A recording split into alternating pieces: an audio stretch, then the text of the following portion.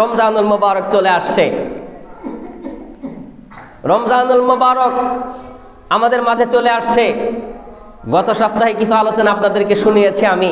এই রমজান আমাদেরকে আল্লাহ তাআলা কেন দান করছেন? লাআল্লাকুম তাত্তাকুন। আল্লাহ তাআলা আমাদেরকে মুত্তাকি বানানোর জন্য আমাদেরকে আল্লাহ তাআলা এই রোজা দান করেছেন। এই রমজান মাসে কিভাবে মুত্তাকি হতে পারি আমি? রোজাকে সুন্দরভাবে আদায় করতে হবে। যেভাবে রোজা আদায় করলে সুন্দর হয় ওইভাবে আমাকে রোজা আদায় করতে হবে। কয়েকটা শর্ত আমি বলেছি গত সপ্তাহে, ওই শর্তগুলো আদায় করলে রোজা সুন্দর হওয়ার সম্ভাবনা আছে। এ মাসে কয়েকটা কাজ বেশি করার কথা আসছে, 4টি কাজ বেশি করার কথা আসছে। গত সপ্তাহে শুনেছেন যারা, তার ভিতরে 1 নাম্বার বেশির থেকে বেশি কালিমা পাঠ করার কথা আসছে। রাসূল সাল্লাল্লাহু আলাইহি ওয়াসাল্লাম জানিয়েছেন রমজান মাসে 4টা কাজ বেশি করবে। 1 নাম্বার বেশির থেকে বেশি কালিমা পাঠ করবে, 2 নাম্বার খুব বেশি ইস্তিগফার করবে, 3 নাম্বার জাহান্নাম থেকে মুক্তি চাইবে, আর 4 নাম্বার হলো জান্নাতে প্রবেশের জন্য আল্লাহ তাআলার কাছে খুব বেশি দরখাস্ত করবে। এই 4টি কাজ রাসূল সাল্লাল্লাহু আলাইহি ওয়াসাল্লাম রমজানুল মুবারক আল্লাহ তাআলা রাসূল সাল্লাল্লাহু আলাইহি ওয়াসাল্লাম আমাদেরকে করতে বলেছেন। আরেকটা হাদিস আজকে আমরা শুনি, তিরমিজিতে আসছে। রাসূল সাল্লাল্লাহু আলাইহি ওয়াসাল্লাম বলেন, রমজান মাস যখন শুরু হয় আল্লাহ তাআলা জান্নাতের সমস্ত দরজাকে খুলে দেয়, একটা দরজা আর বন্ধ থাকে না। এরপরে জাহান্নামের সকল দরজাকে আল্লাহ তাআলা বন্ধ করে দেয়, একটা দরজা আর খোলা থাকে না। শয়তানকে শিকলাবদ্ধ করা হয়, বন্দী করে রাখা হয়।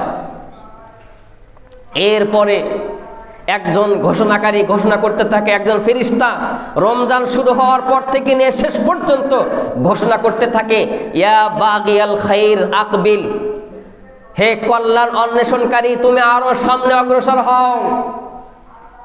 ওয়া বাগিয়াশ শাররি আকসির, আরে হে অকল্যাণ অন্বেষণকারী তুমি একটু থেমে যাও। এরপরে রাসূল সাল্লাল্লাহু আলাইহি ওয়াসাল্লাম বলেন, রমজানুল মুবারক শুরু হওয়ার পর থেকে নিয়ে আল্লাহ তাআলা প্রত্যেক রাতে অসংখ্য মানুষকে ক্ষমা করতে থাকেন, শেষ পর্যন্ত এভাবে আল্লাহ তাআলা ক্ষমা করতেই থাকেন। তাহলে এই হাদিস থেকে আমরা জানতে পারলাম রমজানুল মুবারকে জান্নাতের সকল দরজা খুলে যায়, জাহান্নামের সকল দরজা বন্ধ হয়ে যায়, শয়তানকে শিকলাবদ্ধ করা হয়, বন্দী করে রাখা হয়। একজন ঘোষণাকারী ঘোষণা করে, হে কল্যাণকামী তুমি আরো সামনে অগ্রসর হও, আর হে অকল্যাণকামী তুমি একটু থেমে যাও।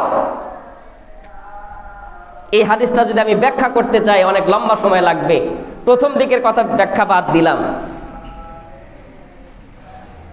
হে কল্যাণ অন্বেষণকারী, ইয়া বাগিয়াল খাইর আকবিল, মানে ফেরেশতা ঘোষণা করছে, হে কল্যাণ অন্বেষণকারী তুমি সামনে অগ্রসর হও। তার মানে রমজান মাসে তুমি যা আমল করছো আরো বেশির থেকে বেশি আমল করার চেষ্টা করো।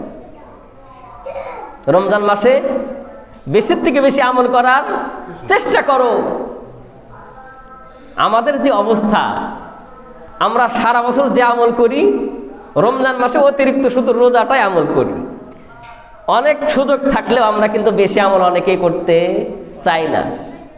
কিন্তু রমজান মাস আসছে গুনাহ মাফের জন্য, যত বেশি আমল করা যায়, আমলের কোয়ালিটি আরো যত সুন্দর করা যায়, এই চেষ্টা আমাদের করতে হবে। কিন্তু এটাই সত্য, আমাদের সমাজ রমজান মাসে আমলকে আরো অসুন্দর করার চেষ্টা করি, আমলকে আমরা আরো কমানোর চেষ্টা করি। ওয়া বাগিয়াল খাইর আকসি ওয়া বাগিয়াশ শাররি আকসির, আর হে অকল্যাণ অন্বেষণকারী তুমি এবার থেমে যাও। অর্থাৎ যারা সারা বছর গুনাহের ভিতরে লিপ্ত থাকো, অকল্যাণ করো সারা বছর, রমজান মাসের মধ্যে এসে তুমি অকল্যাণ করবে, খারাপ কাজ করবে, গুনাহের কাজ করবে, ওই ফেরেশতা বোঝায় একটু থামো এবার, আর সামনে অগ্রসর হইও না। এজন্য আমাদের রমজানের ভিতরে নেকির কাজ বেশি করা দরকার। আর গুনাহের অভ্যাস যাদের আছে, ওই ফেরেশতা ঘোষণা করছে, ওয়া বাগিয়াশ শাররি আকসির, হে গুনাহগার সারা বছর গুনাহ করছো, আপাতত এই মাসে আর গুনাহ করো না, একটু থামো। এজন্য গুনার কাজ যারা আমরা করি থামা দরকার। কি বলেন, থামা দরকার না? গুনার যত রাস্তা আছে সব বন্ধ করে দেওয়া দরকার। টেলিভিশন, মোবাইল বন্ধ করে দেওয়া দরকার।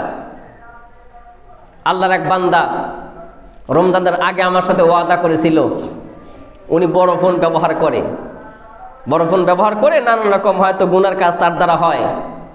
আমার কাছে ওয়াদা করেছিল যে ইনশাআল্লাহ হুজুর রমজানের আমি বড় ফোন ব্যবহার করব না। উনি আমাকে কালকে জানিয়েছেন একটু আমার জন্য দোয়া করেন, আমি প্রথম রমজান গুনাহ মুক্ত কাটিয়েছি। আলহামদুলিল্লাহ।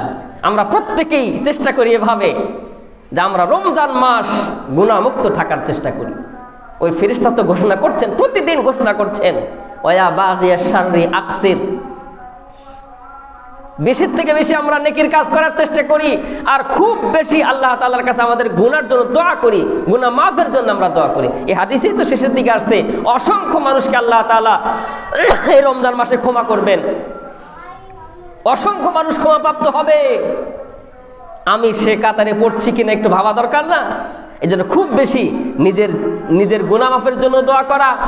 এরপর আমাদের আত্মীয় স্বজন অনেকেই চলে গেছে, অনেকের পিতামাতা চলে গেছে, দাদা দাদি অনেকের চলে গেছে, আরো কত আত্মীয় স্বজন চলে গেছে, তাদের মাফের জন্য দোয়া করা,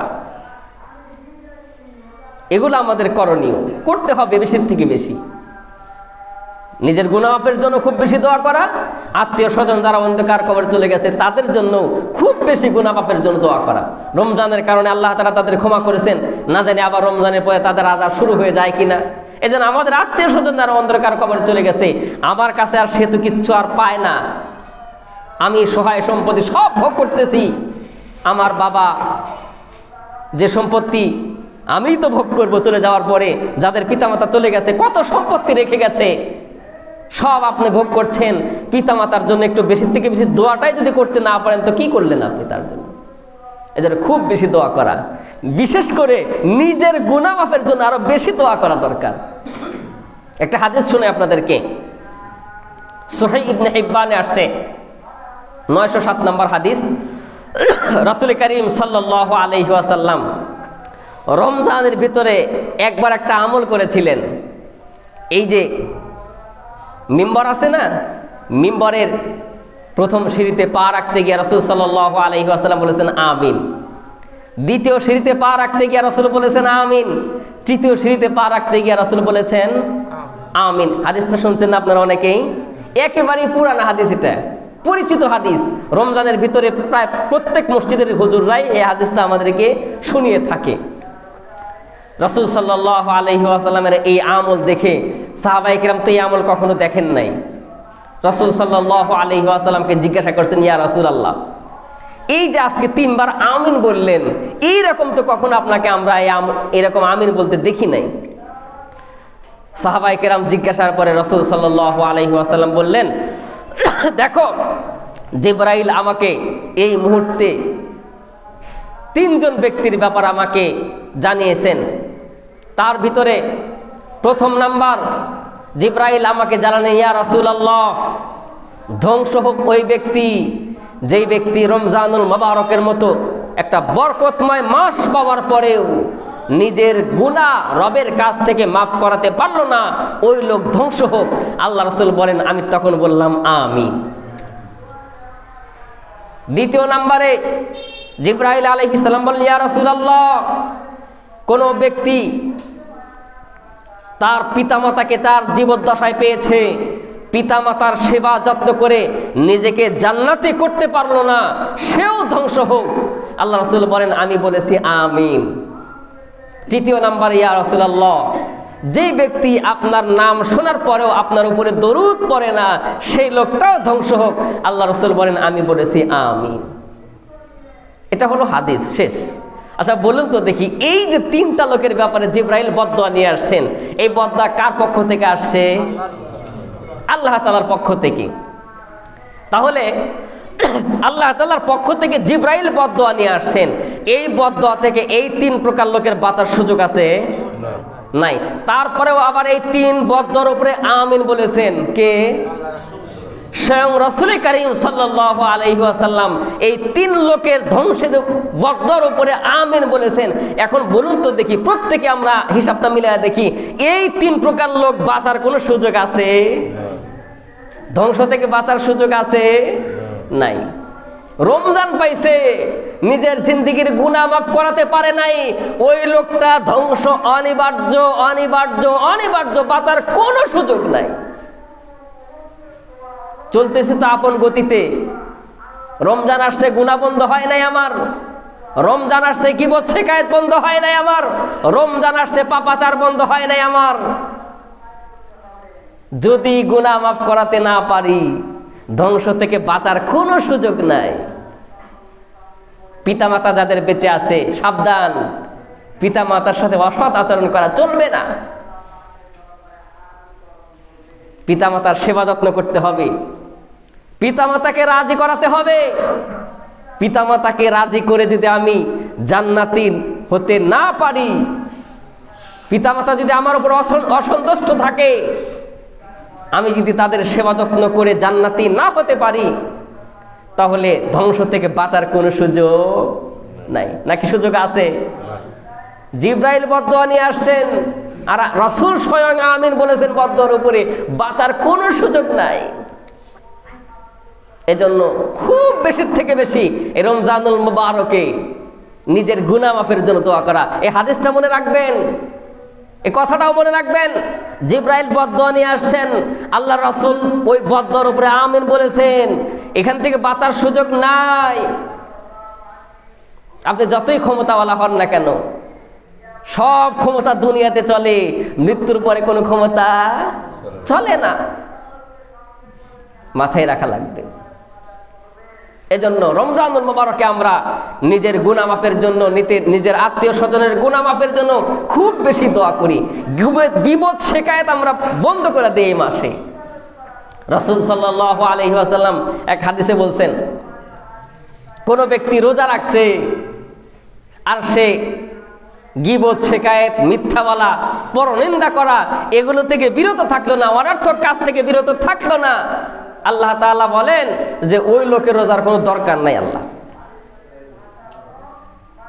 এটাও তিরমিজির হাদিস।